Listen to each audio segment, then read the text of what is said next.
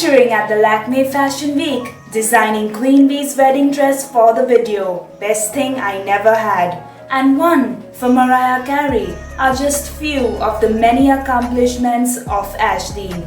Get to know more about the fashion industry in today's episode. My first question to you is that you studied in NID. Why did you choose design over all the other careers? Did you have some inclination right from childhood? So, to start from the very beginning, I joined National Institute of Design, which is NID, and that time it is in Ahmedabad and Gujarat, and I joined in 1998. So I as when I was growing up, I kind of was good at academics, so I always thought I'd do science and I'd go into the. And that time it was like, if you're good at studies, you do medical and you do otherwise engineering. Right. And somewhere I kind of always knew I wanted to do something creative, and my elder sister was doing fashion, so I kind of somewhere was inspired by that, but I knew I wanted to do a little more than fashion and not only fashion. And I think when I was in class 12, I told my parents that I don't want to do science anymore and I want to do something more creative and fun and things like that. And they initially were very scared, but then they kind of did a lot of research and helped me, made me meet different people. And I think then once I started reading up on it and I spoke to a few people, and I was like, okay, this is the place I really want to go to. And I kind of applied, and then I was very lucky that I got through in my first shot itself. Wow, that's great. Yeah. So, and also, like at that point, design wasn't a big career option, and a lot of people were not very, like, people, neighbors used to say, "Arey, you were quite intelligent in school. Why did you take up this?" So it was initially a little difficult, or but then the same people were coming and asking me, "Oh, now my daughter wants to do design. How do?" So I think now today design is in the mainstream. Yeah. And It is. most people confuse that design is only fashion or something, but design is like a really big field. So you have like industrial design, which has product, furniture, interiors, ceramic, etc. And then you have like your communication design, which you have animation, video, graphic design, information technology, various. So as much as we are going on to new technologies, you need design, you need interface, you need. So there's a lot, and obviously there's this huge world of textiles and apparel. Yes. I kind of gravitated towards textiles immediately, and then I thought it was the best decision of my life to have, studied textiles at NID. And we had a 4-year course, and we learned a lot. And it's also living in the campus was great fun, meeting people from across India. Tell us a bit about your research on embroidery and textiles. So when I was in NID itself, we have a project called craft documentation, and where we have to select a craft and kind of document it. And what had happened was the earthquake happened, and so we had to go somewhere and do some research work. And I was fortunate enough that I was introduced to the UNESCO Parzo project, which is based in Delhi. And I came in contact with Dr. Shanaz Kama and her father, General Setna, and I sent them a proposal to study the craft of kasti weaving. And from there, it kind of I went to Navsari, I stayed in Navsari and learned about the craft. And as I was doing that, I was always interested in Parsi Gara also. And I kind of had done little work there in that field. And then they got a big project from the Ministry of Textiles to document and develop Parsi embroidery.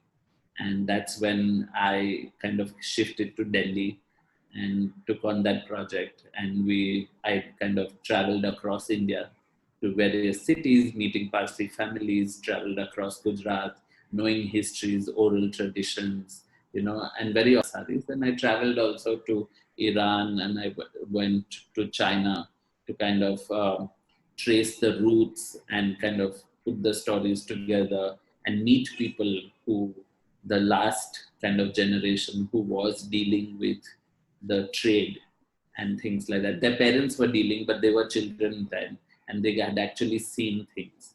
So that was very interesting, and that's how my research happened. And it's a continuous thing. You learn every day a new link. There's every day Yes. some new topic or Right. whatever. So it's ongoing, and we hope that one day we will come out with a huge book or whatever on Parsi Kara. Wow. So that. My next question would be, how did you start your own label?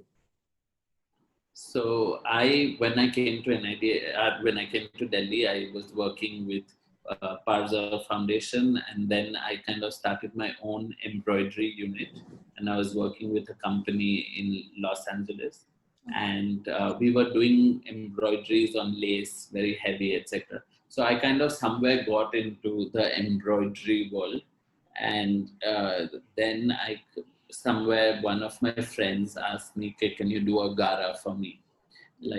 So I said, okay, maybe I could try. I had the workers, etc. And I kind of did that, and it turned out very nice. So we said, okay, let's make some more of things like that. And slowly I realized I had the resources to do the embroidery. I had very good craftspeople who I could train and kind of take the craft forward. So that's when I kind of decided that if I would like to do embroidery, it would and have my own line, it would be inspired by Parsi Gara, but it would be my take on embroidery. So I'm not doing traditional Gara saris. I kind of take it to another level, try to make it a little more contemporary. So we do experiments with color, motifs, forms, etc. Okay. So that it makes it a lot more interesting. It's not like copying an old Gara. We based in Delhi. We work with around 150 to 200 craftspeople, and we kind of also have a store in Delhi. Our flagship store is in Delhi. We do exhibitions across India, abroad. So we do lots of shows in Singapore, Dubai. We've done a few shows in America. So that's how we've kind of grown.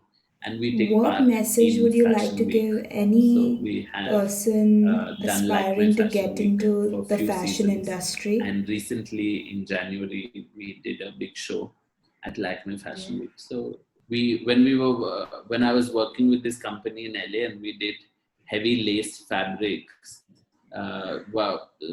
because they were on Rodeo Drive, and some of the famous clients were Beyonce and Mariah Carey, and so we did outfits for Beyonce's video, Mariah Carey's tour, etc. So I haven't met them, but we have designed for them. Yeah. What advice would you like to give to anybody aspiring to be a part of the fashion industry? I think if you want to get into the fashion and slash textile industry, Right. you need the first point is you need to be very clever. Okay, I mean clever in the sense that you need to be creative and at the same time have a certain sense of management. That most people think it's all about drawing and it's all about just working with fabric. It's not. If you have to create a brand, you have to create your own line. You need to have an idea or view of how to market it, how to sell it, how to approach the right kind of customer, and where do you find this customer. So it's a larger system which you need to be aware of, and it's not about basically drawing beautiful dresses and then making somebody tailor it or something. And you need to have a vision, very clear vision. Like I work with a very specific craft, and for me that is my brand, and that is my starting point for every collection. where do you see India's fashion in the next, say, 10 to 15 years? I think it's a good Indian fashion is doing well. It can do better. We have various industries. So there's a large local industry. There is a lot of export which happens out of India.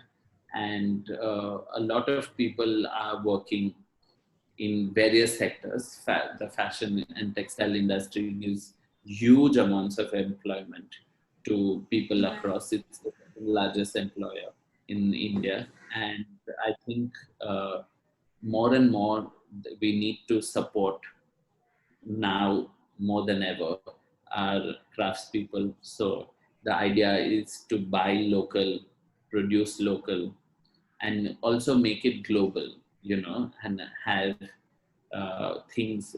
And very often, unfortunately, things coming out of India are put in the box of it's very craft.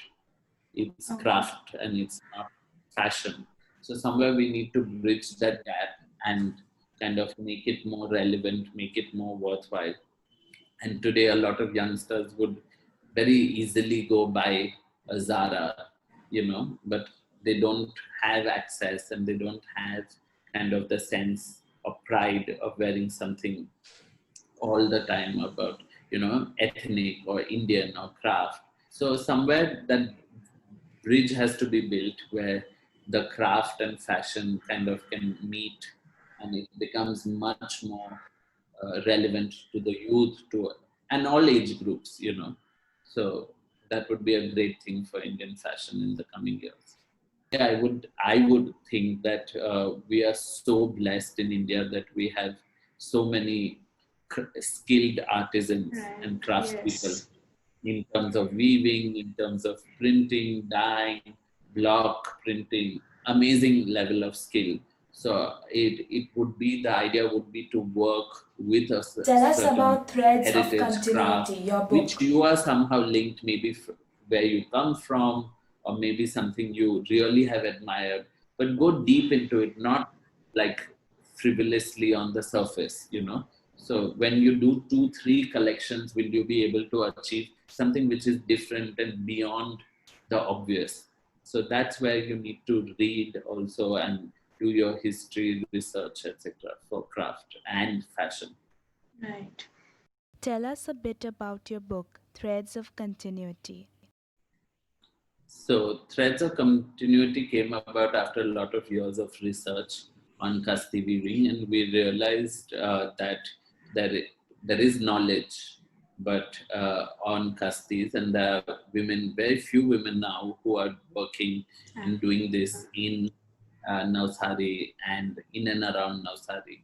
So we kind of realized there was an urgent need to document this craft and document not only the social aspects of it, but social and religious aspects of it, but also the technical aspects of from the textile point of view. So it's a small book, easy to read on the craft.